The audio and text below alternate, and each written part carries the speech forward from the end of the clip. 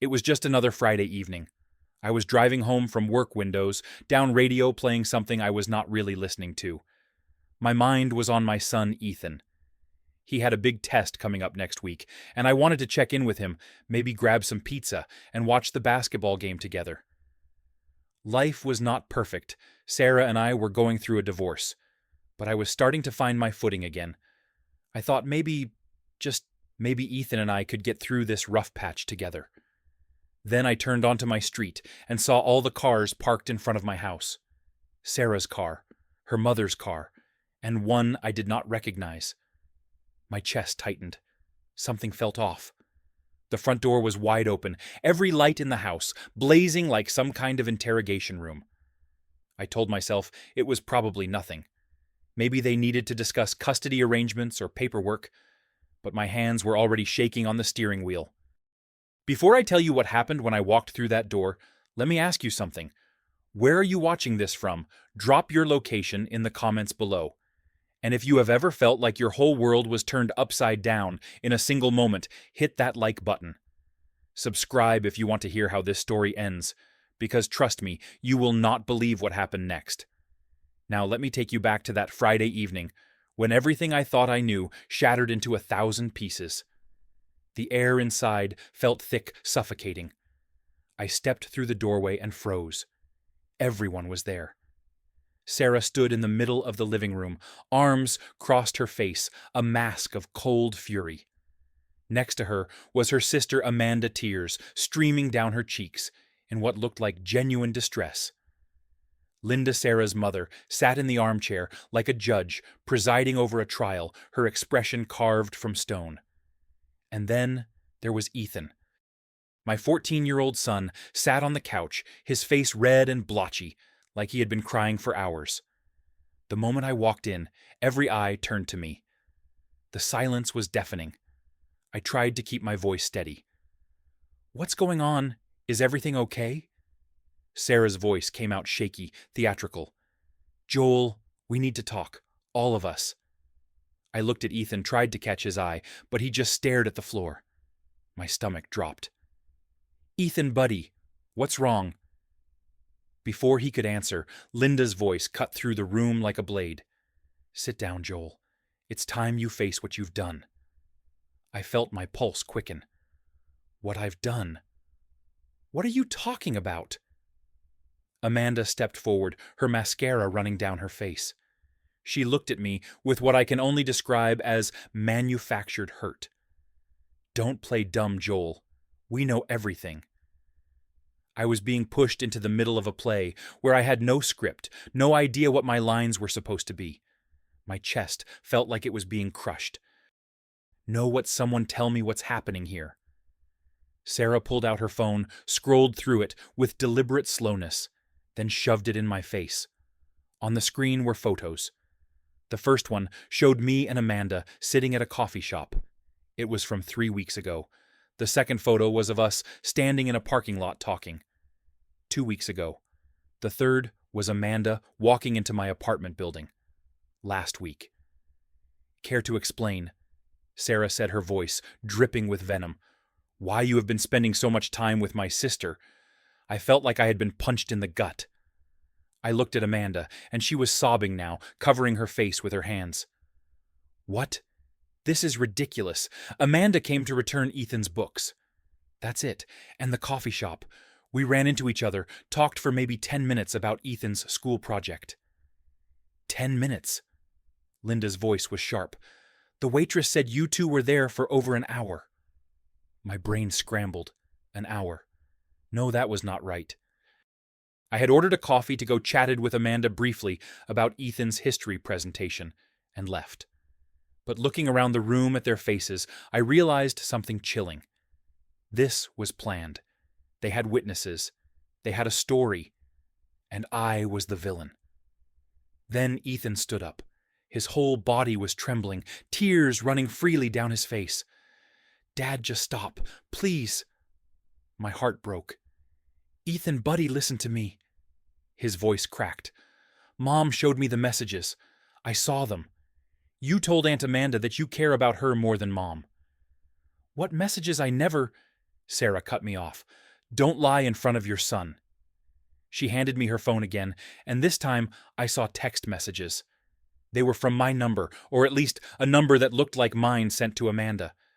The messages were subtle but damning, talking about how I felt understood by her, how things with Sarah had been dead for so long, how maybe we should stop fighting what we felt. I stared at the screen in disbelief. "This is not my number," I said, my voice shaking. "Look at the area code. I have never used that number in my life." No one was listening. Sarah grabbed the phone back. "Always an excuse with you, Joel." Ethan was sobbing now, his chest heaving. He looked at his mother, not at me, and said the words that would haunt me for days. "Mom, your time is over. Dad does not love you anymore." I stood there frozen. He was talking to Sarah, but he was saying it because he believed I had destroyed our family, that I had betrayed his mother, that I had chosen Amanda over them. Sarah pulled Ethan into her arms, stroking his hair while she cried into his shoulder. Her tears looked real, but I knew better. This was a performance.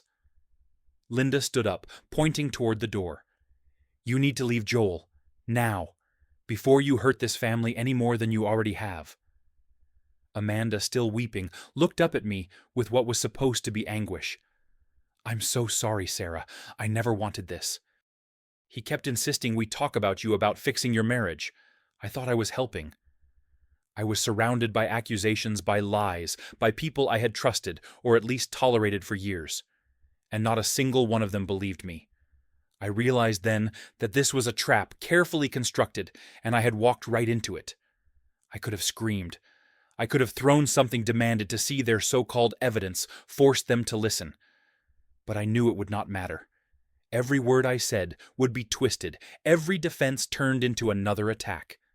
This was a script they had written, and I was just a character they were trying to erase. I looked at Ethan one last time. He was still in Sarah's arms, still crying, still convinced I was the villain. My voice came out calmer, then I felt almost eerily so. "I'm not going to defend myself against lies. The truth will come out." Sarah's laugh was bitter. "The truth. The truth is right here, Joel. You destroyed this family." I turned and walked toward the door. Behind me, Linda shouted, "Don't you dare walk away, face what you've done." I did not look back. I walked out into the cool night air, got into my car, and drove. I did not know where I was going. I just drove until I found myself pulling into a motel parking lot on the edge of town. I checked in, went to the room, and sat on the bed in the dark. My phone was in my hand, but I did not know who to call. What could I even say? The hours crawled by. I kept replaying the scene in my head, trying to understand how it had come to this. I thought about Ethan when he was little, running into my arms every time I came home from work. I remembered teaching him how to shoot a basketball, how his face lit up the first time the ball went through the hoop. I remembered him saying, "I love you, Dad," before bed every single night. Now he thought I was a liar, a cheater, someone who had abandoned his mother. At 3 a.m, I called Marcus. He was my oldest friend from college and now a lawyer. His voice was groggy when he answered. "Joel, what's wrong?" I told him everything. Every detail, every accusation, every photo, every fake text message. When I finished, there was a long silence on the other end. Finally, Marcus said, "This is a setup. They're trying to build a case against you for custody. Don't engage with them. Document everything. We'll fight this." I nodded, even though he could not see me. But the pain was not about the custody battle or the legal fight ahead. It was about losing my son's trust. That was a wound no court could heal. I could not sleep. I opened my laptop and started going through everything in my mind piece by piece. The coffee shop. I had not been there for an hour. I had been there for 15 minutes tops. But Amanda had been the one to suggest we sit down to talk a little longer. At the time, I thought she was just being nice, maybe trying to bridge the gap between Sarah and me. Now I realized she had been stalling, making sure whoever was taking photos got good shots. The parking lot. I had run into Amanda at the grocery store. She had parked next to me completely by chance, or so I thought. She had asked about the divorce, about how Sarah was handling things.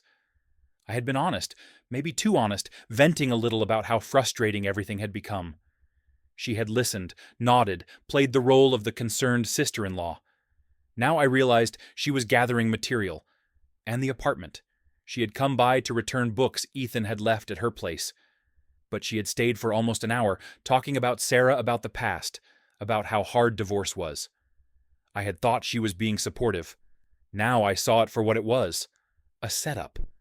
Someone had been there to take a photo of her entering the building to make it look like something it was not. I pulled up my phone records, scrolled through my call history, my text messages. The number that had supposedly sent those messages to Amanda, I had never seen it before. I took screenshots of everything and emailed them to Marcus. By the time the sun came up on Saturday morning, I had a plan, or at least the beginning of one. I called Malik, a buddy from work who did IT security. "Malik, I need a favor. A big one." He listened while I explained about the fake number. "Give me the number," he said. "I'll trace it." While I waited for Malik to call back, I drove back toward my neighborhood. I did not go to the house. I parked a few blocks away where I could see but not be seen. Around mid-morning, I saw Sarah and Amanda come out of the house, get into Sarah's car, and drive off. On impulse, I followed them, keeping a safe distance. They pulled into an upscale restaurant downtown, the kind of place that had valet parking and white tablecloths. I parked across the street and watched through the large front windows. They sat down at a table with a man I did not recognize. He was probably in his early 40s, wearing an expensive suit, and he looked comfortable, like he belonged there. He handed Sarah a thick envelope. She opened it, and I could see legal documents inside. Then they all raised their glasses, laughing and toasting like they had just won some kind of victory. I pulled out my phone and took photos through the window. My phone rang. It was Ethan. For a moment, I thought about not answering, but I could not do that to him. "Ethan, are you okay?" His voice was cold, distant, nothing like the boy I knew. "Stop calling Mom. Stop texting. She does not want to hear from you." I frowned. "Ethan, I have not called your mom at all since last night. You are a liar," he said, his voice breaking. "Mom showed me. 15 missed calls, 30 texts begging her to take you back." I pulled the phone away from my ear and checked my call log. I had not called Sarah. Not once. "Ethan, someone is using a fake number to make it look like I'm calling her. I can prove it. Please just listen to me for 1 minute. I do not want to see you anymore." His voice was shaking, but there was a hardness to it that did not sound like him. "Mom said I do not have to if I do not want to.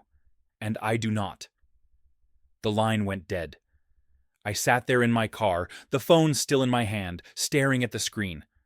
My son had just told me he did not want to see me. Not because of something I did, but because of something Sarah had convinced him I did. The pain was so sharp, it felt physical, like someone had reached into my chest and squeezed. But underneath the pain, something else was growing. A resolve, a determination. I was not going to let them win with lies. I was going to find the truth, and I was going to make sure everyone saw it. Malik called back late Saturday afternoon. "Dude, you need to hear this." I could hear the excitement in his voice. "What did you find?" That phone number, the one that supposedly sent those texts to Amanda. It's registered under Sarah's name. She bought a prepaid SIM card 2 months ago. She has been using it to impersonate you.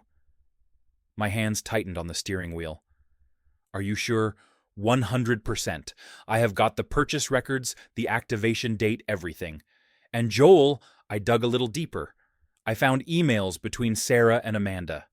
They have been planning this for months. There's a whole thread where Sarah lays out how to make you look like the bad guy, so she can get full custody and a bigger share of the assets. I felt a surge of anger, but also something else. Relief. Because now I had proof. "Can you send me everything?" "Already on its way to your email. I also sent copies to Marcus. This is fraud, Joel. You can bury them with this. Thank you, I said, and I meant it. I owe you. Just take care of yourself, man, and your kid. I drove straight to Marcus's office. It was Saturday evening, but he had told me he would be there preparing. When I walked in, he was surrounded by papers, his computer screen glowing. He looked up, saw my face, and nodded. Malik sent me everything. This is huge, Joel. They have committed fraud, defamation, and possibly parental alienation. We spent the next several hours building a strategy. Marcus laid it out step by step. We would file an emergency motion with the court requesting an immediate investigation into Sarah's fraudulent behavior. We would submit all the evidence, the emails, the metadata from the fake SIM card, the photos I had taken of Sarah meeting with the mystery man. Marcus also suggested we hire a private investigator to follow Sarah and find out who the man was. Let me guess, I said. Boyfriend. Marcus shrugged. Could be. If she has been seeing someone while accusing you of cheating, that is going to look very bad for her in court. By the time we finished, it was past midnight. But I felt something I had not felt in days. Control. Agency. I was not a victim anymore. I was fighting back. On Sunday morning, Marcus filed the emergency motion. By noon, Sarah received the court summons, along with a package containing copies of everything we had found. The emails between her and Amanda, the proof of the fake SIM card, the photos of her with the mystery man whose name we had learned was Ryan, a co-worker she had been secretly seeing for months. The private investigator had worked fast, and his report showed Sarah and Ryan had met at hotels 14 times over the past 6 weeks. Marcus included a short note with the package. Your fraud has been exposed. See you in court on Tuesday. I imagined Sarah opening that envelope, seeing her lies laid bare in black and white. I imagined the panic setting in. And sure enough, my phone started ringing. Sarah's number. I did not answer.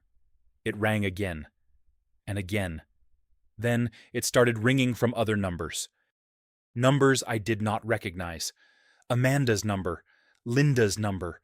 Friends of Sarah calling on her behalf. The calls kept coming one after another, relentless. By Sunday evening, I had 118 missed calls. I did not answer a single one. My voicemail was full. I played a few of them. Sarah's voice desperate now, none of the cold fury from Friday night. Joel, please, I made a mistake. We can fix this. Please do not do this to Ethan. Amanda's voice trembling. I was wrong to help her. Please, we can work this out.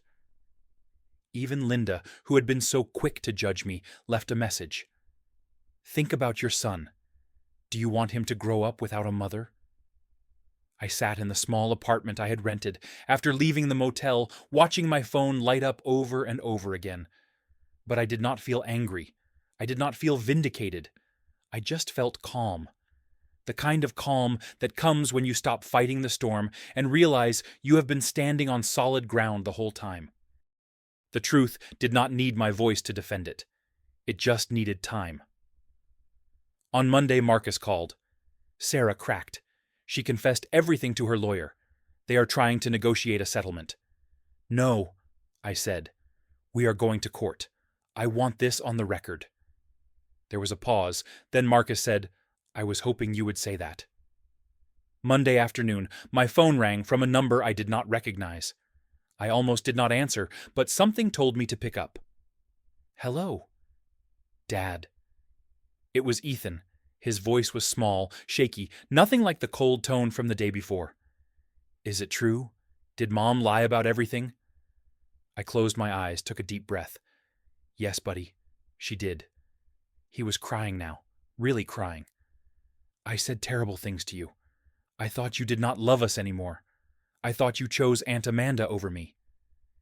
Ethan, listen to me. I kept my voice gentle, steady. It's not your fault. Your mom put you in an impossible situation. She made you believe something that was not true. But we are going to be okay. I am so sorry, Dad. I know you are, and I forgive you. You are my son. I love you. That has never changed, and it never will. Can I see you?" he asked, his voice breaking. "Please." "Of course," I said. "Whenever you are ready." There was a long pause, and then he said, "I love you, Dad."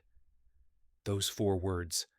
I had been waiting to hear them again, and they hit me harder than anything else that had happened over the past few days. "I love you too, buddy. Always have. Always will." It has been a few months since that Friday night. The court case is over. I was awarded primary custody of Ethan. Sarah is allowed supervised visitation, and she has to attend counseling for parental alienation. Amanda was called to testify about her role in the scheme, and the fallout destroyed whatever relationship she and Sarah had left.